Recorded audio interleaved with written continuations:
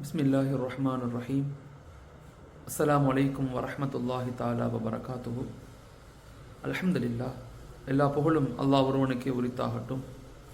தினம் ஒரு சிந்தனை அப்படிங்கிற தலைப்பில் பலதரப்பட்ட சிந்தனைகளை, கருத்துக்களை நம்ம தினந்தோறும் பேசிக்கிட்டே வர்றோம், பகிர்ந்து கொண்டே வர்றோம். மஷாலா, இன்னைக்குள்ள மிக முக்கியமான ஒரு சிந்தனை என்னன்னு சொன்னால், ஒரு சமூகத்தினுடைய உருவாக்கம் நேரத்தில் அந்த சமூகம் தன்னுடைய வளர்ச்சியை நோக்கி நகரும்போது பலவிதமான பிரச்சனைகள், மன அழுத்தங்கள், பலவிதமான மோசமான செயல்பாடுகள் இதெல்லாம் நம்மளை தாக்கக்கூடும். எந்த நிலையிலும் மனம் தளராமல் நாம் நம்முடைய வேலைகளை, நாம் நம்முடைய இலக்குகளை தொடர்ந்து பயணித்து கொண்டே இருக்கணும். இப்போ இன்றைக்குள்ள காலகட்டத்தில் இந்தியாவில் இஸ்லாமிய சமூகம் ஒரு வலுவான சமூகமாக மாறணும்னா, அந்த சமூகம் அதிகமாக இறைவனிடத்தில் கேட்கக்கூடிய சமூகமாக மாறணும். துவாக்களை நம்ம அதிகப்படுத்தணும். துவாக்கள் மிக முக்கியமான ஒரு அது ஒரு மிகப்பெரிய ஒரு வேரை போல. அது மற்ற எல்லா செயல்களையும் நம்ம செய்யணும். அதுக்காக துவா மட்டும் செய்துட்டு அமைதியாக இருக்கணும்னு அர்த்தம் இல்லை. எல்லாமே செய்யணும். யக்கீனை கொண்டு நோக்கம் என்னன்னா, அல்லாஹ் மீது உண்டான யக்கீன், தவக்குல், நம்பிக்கை அப்படிங்கிறத நோக்கம் என்னன்னா, இமாம்கள் விளக்கப்படுத்துறாங்க, நம்மளால என்ன செய்ய முடியுமோ அதை நம்ம செய்யணும். செஞ்சு முடிச்ச பிறகு அல்லாஹ்ட்ட ஒப்படைக்கணும். யா அல்லாஹ், இதெல்லாம் நாங்கள் செய்துட்டோம், லா ஹவ்ல வலா குவத்த இல்லா பில்லா, உன்னை தவிர எங்களால் யாராலும் பாதுகாக்க முடியாது, நீ தான் எனக்கு எங்களை சுற்றி மிகப்பெரிய ஆற்றலாக இருக்கிற, உன்னை தவிர சக்தி ஆற்றல் எதையும் எங்கேயுமே இல்லை அப்படிங்கிற உணர்வுகளை நம்ம என்ன செய்யணும், அல்லாஹ்ட்ட கேட்கணும். அதன் அடிப்படையில் இப்போ நாம் இன்றைய கால சூழ்நிலையில் இந்தியாவில் நம்ம துவாக்களை ரொம்ப அதிகமாக அல்லாஹ்ட்ட கேட்கணும். ரொம்ப ரொம்ப அதிகமாக கேட்க முயற்சிக்கணும். எதன் அடிப்படையில் நம்ம கேட்கணும் அப்படின்னா, துவாக்களை மொத்தம் இமாம்கள் 5 வகையாக பிரிக்கிறாங்க. துவாக்களை மொத்தம் 5 வகையாக நம்ம இமாம்கள் பிரிக்கிறாங்க. ஒன்று, அல்லாஹ்ட்ட நம்ம ஒரு துவா கேட்போம், அல்லாஹ் தஆலா அதை உடனே கொடுத்துருவான். இது ஒரு விதமான பதில்.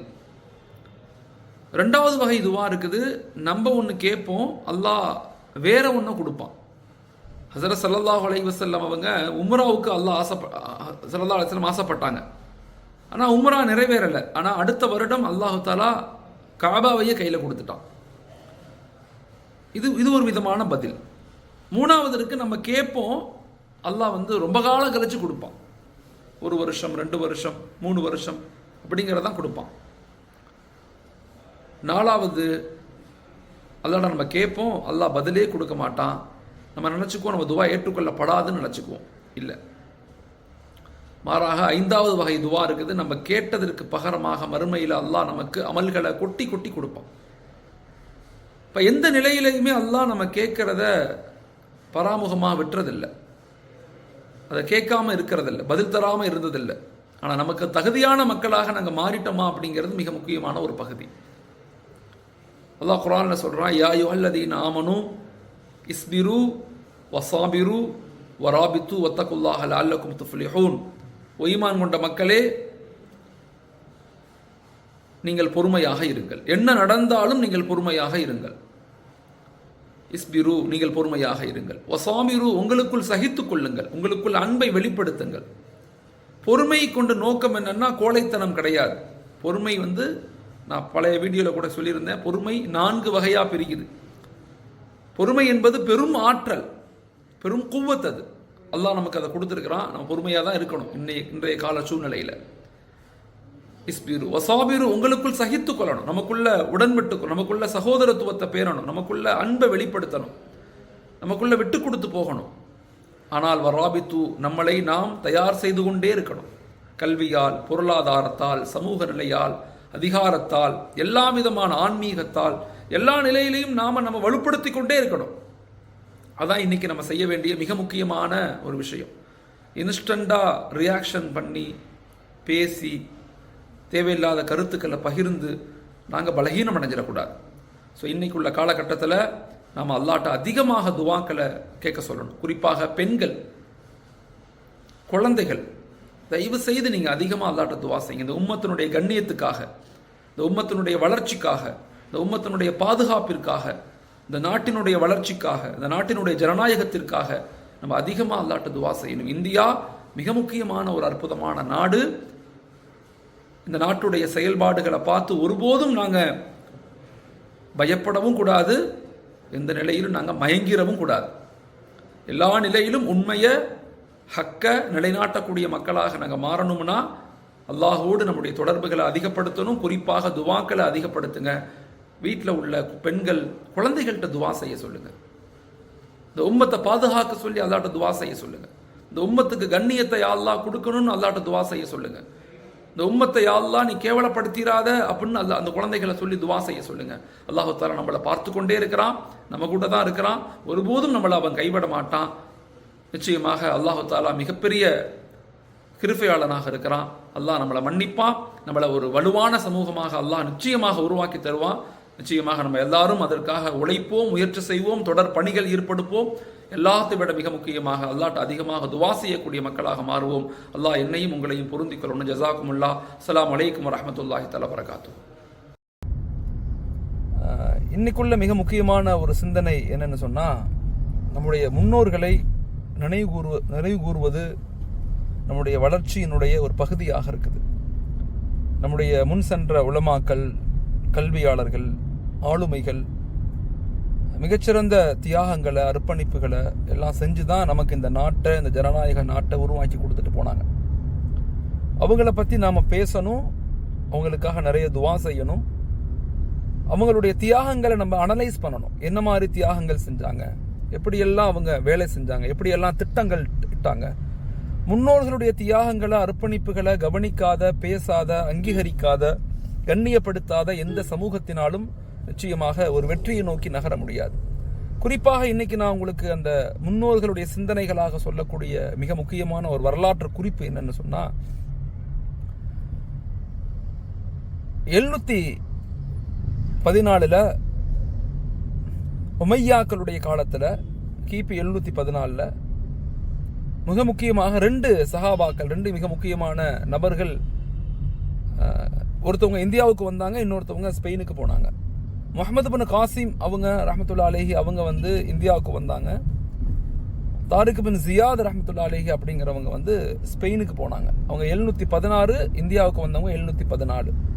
இந்த 2 நாடுகளுடைய இஸ்லாமிய கட்டமைப்பு வெரி ஸ்ட்ராங் மாடலில் உருவானுச்சு. ஆனால் ஸ்பெயின் வெறும் 800 வருஷங்கள்ல வீழ்ந்து போச்சு.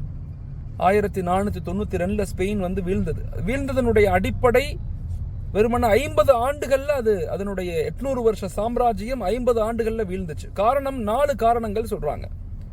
ஒன்று, அவங்களுக்குள்ள விவாத மேடைகள் அதிகமானது. இரண்டாவது மிக முக்கியமானது, அவங்க எதிர்ப்பதை, உண்மைய ஹக்க நிலைநாட்ட மறந்து நாட்டை விட்டு அதிகமான மக்கள் வந்து வெளியேற ஆரம்பிச்சாங்க. மூன்றாவது, அநேக மக்கள் முர்த்ததுகளாக மாறினாங்க. நாலாவது, அந்த ஹக்க உண்மையை நிலைநாட்ட விரும்பக்கூடிய மக்கள் அவங்களுக்குள்ள ஒற்றுமை, இணக்கம் இல்லாம குழுவா பிரிந்து அவங்க ஸ்பெயினுடைய நிலையில ஸ்பெயினை பாதுகாக்க முயற்சிக்கும் போது அவங்க காணா போயிட்டாங்க. ஆனா மிக முக்கியமான ஒரு ஆய்வுகள் என்ன சொல்லுதுன்னா, இந்தியாவில் அந்த நிலைமை நம்முடைய உலமாக்கள் அப்படி ஏற்படுத்தி கொடுக்கல. நம்முடைய உலமாக்கள் இந்தியாவில் வலிமையாக கட்டமைப்பை ஏற்படுத்தினாங்க. அந்த மக்களுடைய கல்வி திட்டத்தில் கூட ரொம்ப ஆழமான ஒரு சிந்தனை வரும். ஸ்பெயினை போல இந்தியாவை நம்ம என்ன செஞ்ச இந்தியாவை நினைக்க முடியாது. ஸ்பெயின் வேறு, இந்தியா வேறு. அவுரங்கசீப் ரஹ்மத்துல்லாஹி வஃபாத்துக்கு பிறகு 1707க்கு பிறகு கொஞ்சம் கொஞ்சமாக முழுக்க பிரிட்டிஷ் அரசாங்கம் இந்தியாவை கைப்பற்றும் போது, அந்த நேரத்தில் மெக்கல்லேவுடைய மிக முக்கியமான அந்த கல்வி கொள்கை இம்ப்ளிமெண்ட் செய்யப்படும் போது 1842 மெக்கல்லேவுடைய கல்வி திட்டம் உருவாக்கப்படும் போது சொன்ன மிக முக்கியமான ஒரு ஆய்வு என்னன்னா, இந்தியா ஸ்பெயினை போல இல்லை. இந்தியாவில் 4 வலிமைகள் இங்க இருக்குது. ஒன்று, இங்க உள்ள மக்களுக்கு மத்தியில இந்த உலக வாழ்க்கை நிரந்தரம் அல்ல, மறுமைதான் நிரந்தரம்ங்கிற ஆழமான கருத்தியல் இங்க இருக்குது, இந்தியாவில் இருக்குது. ஸ்பெயின்ல அது இல்லை. இரண்டாவது, நபியை முஹப்பத்தை மிக அதிகமாக, உயிருக்கு மேலாக நபியை நேசிக்கக்கூடிய மக்கள் இந்தியாவில் வாழ்றாங்க. ஸ்பெயின்ல அப்படி இல்லை. மூணாவது, இங்க உள்ள கலாச்சாரங்களையும் அடையாளங்களையும் பாதுகாப்பதற்கு இங்க உள்ள மக்கள் முயற்சி செய்யறாங்க. ஸ்பெயின்ல அப்படி இல்லை. மேலை நாட்டு கலாச்சாரங்கள் ஈஸியா அவங்கள நாங்க கீழே சுற்றி வளைச்சிட்டோம். நாலாவது, மிக முக்கியமாக இங்க உள்ள மக்தபுகள், மதரசாக்கள், குர்ஆனுடைய மக்கள் அதிகரிக்கிறாங்க. ஸ்பெயின்ல அது இல்லை. அப்ப இந்தியாவில் நம்முடைய மூத்த உலமாக்கள், முன்னோர்கள், தியாகிகள், அர்ப்பணிப்பும் செய்யக்கூடிய மக்கள் இந்த 4 நிலைகளையும் உருவாக்கி தான் ஸ்பெயினை போல இந்தியாவை விடாம பாதுகாத்தாங்க. ஆனா இன்னைக்கு நம்முடைய நிலைகள் எதை நோக்கி நகருது? நாம நம்முடைய குழந்தைகளை, நம்முடைய குர்ஆனை, நம்முடைய கலாச்சாரங்களை, நம்முடைய அடையாளங்களை, நம்முடைய ஈமானை பாதுகாக்கிறதுக்கு நம்ம என்ன செய்யறோம்? ஒரு இலக்குகளை உருவாக்கி அந்த இலக்குகளை நோக்கி பயணிக்கிறோமா அப்படிங்கிறத நம்ம எல்லாரும் கேட்டுக்கணும். நம்முடைய முன்னோர்களுடைய தியாகங்கள், இலக்குகள், திட்டங்கள், தயாரிப்புகள், அதை நாங்கள் ஆழமாக படிக்கணும். எப்பயுமே ஆய்வுகள் 2 வகைப்படும். ஒன்று அனலிட்டிக்கல் ரிசர்ச், இன்னொன்று எக்ஸ்பெரிமெண்டல் ரிசர்ச். அனலிட்டிக்கல் ரிசர்ச் அப்படிங்கிறது முன்னோர்கள் செய்த ஆய்வுகளை தற்கால சூழ்நிலையில் ஆய்வு செய்து அதை நாங்கள் ரிப்பீட் பண்ணணும், திரும்ப அதை நாங்கள் அமல்படுத்தணும். இரண்டாவது தற்கால நிலைகளில் எக்ஸ்பெரிமெண்டல் ரிசர்ச், நமக்கு எதிராக ஏற்படக்கூடிய பிரச்சனைகளை எதிர்ப்பதை விட எதிர்கொள்ளக்கூடிய மக்களாக, எதிர்வினை ஆற்றுவதை விட மறுவினை ஆற்றக்கூடிய மக்களாக வருங்கால சமூகத்தை, குழந்தைகளை உருவாக்க முயற்சி செய்யணும். இது காலத்தினுடைய அவசியம். எல்லா நிலையிலும் உண்மையை நிலைநாட்ட, தீமையை வேறறுக்க எல்லா நிலையிலும் நாங்கள் முயற்சிகள் செய்து கொண்டே இருக்கணும். அதில் மிக முக்கியமாக எதையுமே எதிர்த்து மாற்றங்கள் ஏற்படுத்த முடியாது. இரண்டாவது இன்ஸ்டண்டா ரியாக்ஷன் நாங்கள் பண்ணக்கூடாது. மூன்றாவது அடுத்தவர்களை குறை சொல்றது, அரசாங்கத்தை குறை சொல்றதை விட்டுட்டு நாம நம்மளை எப்படி வலுப்படுத்தணும், கல்வியில, பொருளாதாரத்தில், ஆன்மீக, சமூக நிலையில, இந்த 4 நிலைகள்லையுமே நாம நம்மளை எப்படி வலுப்படுத்தணும் அப்படிங்கிறத யோசிச்சு வருங்கால சமுதாயத்தை உருவாக்கக்கூடிய ஆற்றல் படைத்த மக்களாக அல்லாஹ் என்னையும் உங்களையும் ஆக்கி அருள்வானாக. ஆமீன். அஸ்ஸலாமு அலைக்கும் வரஹ்மத்துல்லாஹி தஆலா பரகாத்துஹு. பேசிக்கிட்டே வரோம். இன்னைக்குள்ள மிக முக்கியமான ஒரு சிந்தனை, எந்த நிலையிலும் நாம் நிராசை அடையாத சமூகமாக இருக்கணும்.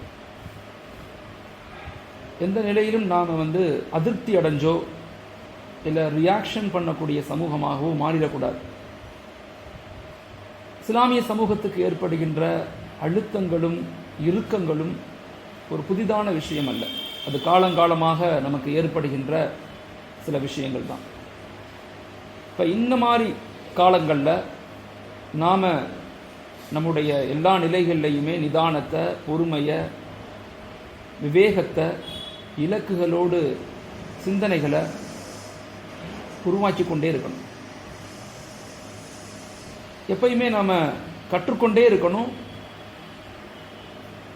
திட்டங்களை இட்டு நாம் நம்மளை மேம்படுத்தி கொண்டே இருக்கணும். அதை கொண்டு தான் நம்ம வலுவாக முடியும்.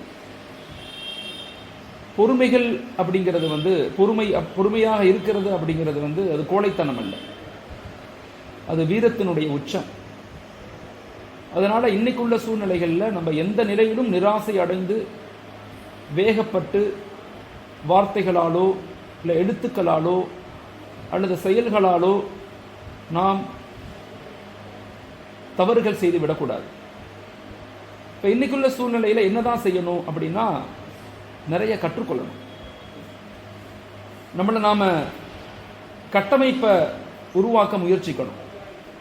எப்படி கற்றுக்கொள்ளணும் அப்படின்னு சொன்னா, வரலாறுகளை அதிகமாக படிக்கணும். நம்முடைய முன்னோர்களுடைய தியாகங்களை, அர்ப்பணிப்புகளை நம்மும் தெரிஞ்சு நம்முடைய வருங்கால சந்ததிகளுக்கும் அதை எடுத்து வச்சு கொண்டே இருக்கணும். வரலாறுகளை அறிய அறிய நமக்குள்ள மிகப்பெரிய ஆற்றலும் ஒரு விதமான நம்பிக்கையும் அதிகரித்து கொண்டே இருக்கும். அதனால் எல்லா நிலையிலையுமே வரலாறுகளை அதிகமாக படிக்கணும், மக்களுக்கு விழிப்புணர்வு ஊட்டணும். ரெண்டாவது, அரசியல் சாசனங்களை, இந்த நாடு நமக்கு அளித்த உரிமைகளை, சலுகைகளை சில நேரங்களில் மறுக்கப்பட்டாலும் இழைக்கப்பட்டாலும் அதை நம்ம விட்டுற முடியாது. அது நம்முடைய சட்டம், இந்த நாட்டினுடைய ஜனநாயகத்தினுடைய சட்டம். அதை நம்ம இன்னும் வலுவாக நிறைய படிக்கணும், நிறைய தெரிஞ்சுக்கணும். சட்டத்துக்கு மேலே இருந்து தான் நாம் நம்முடைய உரிமைகளையும் சுதந்திரங்களையும் அடைய முடியுமே தவிர, எந்த நிலையிலும் கோவப்படுவதை கொண்டோ, ஆதங்கங்களை வெளிப்படுத்துவதை கொண்டோ, நிராசை அடைவதை கொண்டோ நம்முடைய உரிமைகளை, சுதந்திரங்களை அடைய முடியாது. அதனால் எல்லா நிலையிலும் சட்டங்களை அறிந்த சமூகமாக மாற்றணும். நிதானமாக, பொறுமையாக பயணங்கள் செய்யணும். மூன்றாவது, பொருளாதார ரீதியாக நிறைய விஷயங்களை கற்றுக்கொள்ளணும், அதில் வலுவாகணும். இந்தியாவுடைய சுமைகள் நம்ம கிடையாது, இந்தியாவுடைய சொத்துக்கள் அப்படிங்கிறத நம்ம நிரூபிக்கணும்னா நம்ம நிறைய உழைக்கணும். கடின உழைப்பு ரொம்ப முக்கியமானது. சோம்பேறிகளான சும்மாவே இருக்கிற சமூகத்தை கொண்டு மாற்றங்களை நிகழ்த்த முடியாது. இந்த உலகத்தினுடைய சுகபோகங்களில் மூழ்கிய சமூகங்களை கொண்டும் ஒரு மிகப்பெரிய எழுச்சியை உருவாக்க முடியாது. அதனால நல்ல உழைக்கக்கூடிய, தேடக்கூடிய, உருவாகக்கூடிய சமூகமாக நாங்கள் மாறணும். 4வது, சமூகம் சார்ந்து. இங்கே எல்லாரும் கெட்டவர்கள் கிடையாது, அநேக நல்லவர்கள் எல்லா இடங்கள்லையும் இருக்கத்தான் செய்கிறாங்க.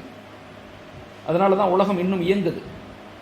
இந்த நல்லவர்களை நம்ம சந்தித்து சமூகம் சார்ந்து, ஒற்றுமை சார்ந்து, ஒருங்கிணைப்பு சார்ந்து, சமத்துவம் சார்ந்து அவர்களை நம்மோடு இணைக்க முயற்சிக்கணும். அல்லது நாம் அவர்களோடு இணைந்து வளர்ச்சியை நோக்கி நகர முயற்சிக்கணும். சமூகவியல் அப்படிங்கிறது மிக முக்கியமான ஒரு பகுதி. அதனால் அதை ரொம்ப ஆழமாக, ஆணித்தனமாக அதை நம்ம பேணணும். அது தொடர்ந்து நம்ம உருவாக்குறதுக்கு உண்டான திட்டங்களை இட்டுக்கொண்டே இருக்கணும். இப்படி எல்லா நிலையிலையுமே இப்படி ஒரு இலக்குகளோடு, ஒரு திட்டங்களோடு, கடின உழைப்போடு, நேர்மறை சிந்தனைகளோடு நாங்கள் பயணித்து கொண்டே இருக்கோம்னு சொன்னால் நிச்சயமாக எங்களுடைய வருங்கால சந்ததிகள் ஒரு வலிமையானவர்களாக இந்த இந்தியாவை, இந்த நாட்டை, இந்த மண்ணை, இந்த மக்களை மேம்படுத்தக்கூடிய, வலுப்படுத்தக்கூடிய மக்களாக நிச்சயமாக இருப்பார்கள் இன்ஷா அல்லாஹ். அப்படி இல்லை, நாங்கள் பலகீனம் அடைஞ்சிட்டோம், ஒரு இலக்குகளை நோக்கி நாங்கள் பயணிக்கலை, வரலாறுகளை, சமூகவியலை, பொருளாதாரத்தை, கல்வியில் நாங்கள் மேம்படலை அப்படின்னு சொன்னால் நம்முடைய வருங்கால சந்ததிகள் அடிமைகள் போல இந்த நாட்டில் வாழக்கூடிய நிலைமைகள் ஏற்பட்டாலும் ஆச்சரியப்படுவதற்கு ஒன்றுமில்லை. அதனால் இது மிக முக்கியமான ஒரு காலகட்டம். அதனால் எல்லா நிலையிலையுமே இந்த நாட்டை நேசிக்கக்கூடியவர்களாக, இந்த நாட்டினுடைய வளர்ச்சிக்கு மிகச்சிறந்த ஆளுமைகளாக நம்ம இருக்கணும். அப்படிங்கிற உணர்வுகளோடு தான் பயணிக்கணும். இது காலத்தினுடைய அவசியம். இன்னைக்கு இந்தியாவுடைய ரிபப்ளிக் டே, குடியரசு தின விழா, நம்முடைய ஜனநாயகத்தையும் நம்முடைய சட்டங்களையும் நம்ம அனைவரும் சேர்ந்து பாதுகாத்து இந்த நாட்டை மேம்படுத்த வேண்டிய பொறுப்புள்ளவர்களாக அல்லாஹ் என்னையும் உங்களையும் ஆக்கி அருள்வானாக. ஆமீன். அஸ்ஸலாமு அலைக்கும் வரஹ்மத்துல்லாஹி தஆலா வபரகாத்துஹு. பிஸ்மில்லாஹிர் ரஹ்மானிர் ரஹீம். அஸ்ஸலாமு அலைக்கும் வரஹ்மத்துல்லாஹி தஆலா வபரகாத்துஹு. அல்ஹம்துலில்லாஹ். எல்லா புகழும் அல்லாஹ் ஒருவனுக்கே உரித்தாகட்டும். தினம் ஒரு சிந்தனை அப்படிங்கிற தலைப்பில் பலதரப்பட்ட சிந்தனைகளை, கருத்துக்களை தொடர்ந்து நம்ம பகிர்ந்து கொண்டே வர்றோம். மாஷா அல்லாஹ், இன்னைக்கு காலகட்டத்தில் இஸ்லாமிய சமூகத்தில் நல்ல விழிப்புணர்வு ஏற்பட்டிருக்கு. அந்த விழிப்புணர்வை சரியான இலக்குகளோடு, திட்டங்களோடு நம்ம தொடர்ந்து கொடுக்கும்போது சமூகத்தில் ஒரு பெரும் மாற்றம், பெரும் இலக்கை நோக்கி பயணிக்கக்கூடிய இளம் சமூகம் உருவாகிறத பார்க்கும்போது உண்மையிலேயே அல்லாஹ்வுக்கு நம்ம நிறைய நன்றி செலுத்தணும். மாஷா அல்லாஹ். இன்னைக்குள்ள சிந்தனையே என்னென்னா நன்றி செலுத்துதல் தான். அல்லாஹு தாலா இந்த சமுதாயத்துக்கு பலதரப்பட்ட அருள்களை கொடுத்துக்கிட்டே தான் இருக்கிறான். இந்த சமூகம் எவ்வளவு பாவங்கள் செய்தாலும் இந்த சமூகத்தை அல்லாஹ் பாதுகாத்து கொண்டே இருக்கிறான். ஏன்னு சொன்னால், ஒரு சில நல்லடியார்கள், உலமாக்கள், நல்லோர்கள், சாதிக்கீன்கள் தொடர்ந்து அல்லாஹ்வை புகழ்ந்து கொண்டு நன்றி உணர்வோடு இருப்பதின் காரணமாக மாஷா அல்லாஹ் சமூகம் இன்றளவும் பாதுகாக்கப்பட்டு கொண்டிருக்கு. சமூகத்தை ஒரு இலக்கோடு, ஒரு திட்டத்தோடு பயணிக்கணும், சமூக சேவைகள் செய்யக்கூடிய மனிதர்களாக இருக்கக்கூடிய நாம் நிச்சயமாக நாம் அல்லாஹ்வுக்கு நன்றி செலுத்துதலை அதிகப்படுத்தி கொண்டே இருக்கணும். அது மிக மிக முக்கியமான ஒரு பகுதி. அல்லாஹ் நன்றி செலுத்தக்கூடிய மக்களை விரும்புகிறான், அவர்களுக்கு அதிகப்படுத்துகிறான். அல்லாஹுடைய ஒரு மிகப்பெரிய வாக்குறுதி, லயின் ஷக்கருத்தும் லஅஸீதன்னக்கும், நீங்கள் எனக்கு நன்றி செலுத்துங்கள், நான் உங்களுக்கு அதிகப்படுத்துவேன் என்பதாக அல்லாஹ் நமக்கு வாக்குறுதி அளித்துள்ளான். நன்றி செலுத்துதலை ஒவ்வொரு நாளும் நம்ம எப்படி செலுத்த முடியும், அல்லாஹ்வுக்கு ஷுக்ர் செய்கிறத எப்படி வச்சுக்கலாம் அப்படிங்கிறத இமாம்கள், மூத்தோர்கள் நமக்கு சொல்லி கொடுக்குறாங்க. 4 நிலைகளில் ஒவ்வொரு நாளும் அல்லாஹ்வுக்கு நன்றி செலுத்துதலை அதிகப்படுத்துங்க. முதல் நிலை என்னன்னா, வாழ்க்கையினுடைய தூங்கி எந்திரிச்ச உடனே, தூங்குறதுக்கு முன்பதாக தூங்கி எந்திரிச்ச உடனே அல்லாஹ்வுக்கு நன்றி செலுத்துங்க. தூக்கம் என்பது அல்லாஹ்வுடைய மிகப்பெரிய அருள். மனிதனுக்கு தூக்கம் மட்டும் இல்லை அப்படின்னு சொன்னால் நிச்சயமாக மனித சமுதாயம் பைத்தியக்காரர்களாக மாற்றப்படுவாங்க. அதனால் தூக்கம் என்பது அல்லாஹ்வுடைய மிகப்பெரிய அருள். அதனால் தூங்குவதற்கு முன்பதாகவும் சரி, தூங்கிய பிறகும் சரி, அல்லாஹ்வுக்கு நன்றி செலுத்தலை அதிகப்படுத்தணும். எல்லா நிலையிலுமே அந்த நன்றி செலுத்துதல் எப்படி இருக்கணும்னா, அதை நிதானமாக பொறுமையாக அல்லாஹ்வை அன்னைக்கு காலையில் இருந்து அன்னைக்கு இரவுக்குள்ளே நம்ம செய்த நலவுகள் தீமைகளை யோசித்து, நலவுகள் இருந்தால் அல்லாஹ்வை புகழணும், தீமைகள் இருந்தால் அல்லாஹ்ட்ட தௌபா கேட்கணும். அந்த நினைப்பு தான் நன்றி. நன்றி என்பதே உணர்வுகள் தான். ரெண்டாவது, உணவுகள் உட்கொள்ளும் போதும் அந்த உணவுகளை வெளியாக்கும் போதும் அல்லாஹ்வுக்கு நன்றி செலுத்தணும். கண்ணியமான உணவுகளை கண்ணியமான முறையில் சிரிக்கக்கூடிய தன்மைகளை, அதை ஆற்றலாக மாற்றக்கூடிய தன்மையை அல்லாஹ் நமக்குள்ளே கொடுத்துருக்கிறான். அல்லாஹ்வுக்கு அதை நன்றி செலுத்தணும். எல்லாத்தை விட மேலாக அதை சாப்பிட்டு முடிந்த பிறகு அது ஜீரணமாகி அது வெளியேகக்கூடிய நல்ல ஆற்றலை, நல்ல விஷயங்களையும் அல்லாஹ் நமக்கு கொடுத்துருக்கிறான். அதுக்கும் அல்லாஹ்வுக்கு நன்றி செலுத்தணும். ஸோ உணவுகள் உட்கொள்ளும் போது அல்லாஹ்வை அதிகமாக நினைக்கணும், அல்லாஹ்வுக்கு நன்றி செலுத்தணும். மூன்றாவது நிலை அப்படிங்கிறது இபாதாத்துகள் செய்யும் போது, ஒமா தௌஃபீக் இல்லா பில்லா. நலவான காரியங்கள் நம்ம செய்தாலுமே அந்த நலவான காரியங்கள் நம்முடைய முயற்சிகளால் செய்ய முடியாது. மாறாக அல்லாஹுடைய கிரேஸ், அவனுடைய அருள் நம் மீது இருக்கணும். அப்போ எந்த நலவான காரியங்கள், தொழுகை, குர்ஆன், திக்ருகள், தான தர்மங்கள், மக்களிடத்தில் அன்பாக பேசுதல், எல்லா அகலாக்கான வாழ்வியல், எல்லா நிலையிலையுமே அல்லாஹ்வுக்கு நம்ம நன்றி செலுத்தணும்.